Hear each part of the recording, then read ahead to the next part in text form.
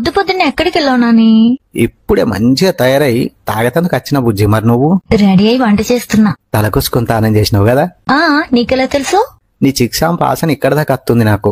బంగారం నాని నువ్వు. మరి నా వెండి ఏం కూర వండుతుంది ఇయ్యాల? చికెన్. ఉల్లిగడ్డలు ఎన్ని కోసినావు? 2. అల్లం ఎల్లిగడ్డ ఎంత వేసినావు? సగం ప్యాకెట్. మరి ధనియాల పొడి? 3 చెంచాలు. ఎన్నిసార్లు చెప్పినా మా బుజ్జికి చికెన్ మటన్ అనేటప్పుడు ఉల్లిగడ్డలు 2 కాదు 3 కొయ్యని, అల్లం ఎల్లిగడ్డ సగం ప్యాకెట్ కాదు మొత్తం వేయని, ఇక ధనియాల పొడి కారం అయితే డబ్బులు పడేయమని రామచిలకకి చెప్పినట్టు చెప్పిన అయినా నువ్వు విన్నావు. ఇంకో నేను రెడీ అయ్యి వంట చేస్తున్నా నాని అని అంటున్నావు సన్నంగొంతు పెట్టుకొని. హలో బుజ్జే, ఉన్నావా? మళ్ళా మూతి పెట్టినావా? పెట్టలేదు చెప్పు. కాదు బుజ్జి, ఊళ్ళో అందరి పోలేకన్నా నా బుజ్జి అందంగా ఉంటుందా ఉండదా? ఇక దాని ముక్కు మూతి మీదకైతే ఎవరు నేను రాసిస్తా. Thank you Nani. ఇది ఎట్లా నమ్మినావు? నీకు వంట రాదన్న ముచ్చట కూడా నమ్మాలి కదా మరి. హలో మజాకి చేసిన పోయినావా?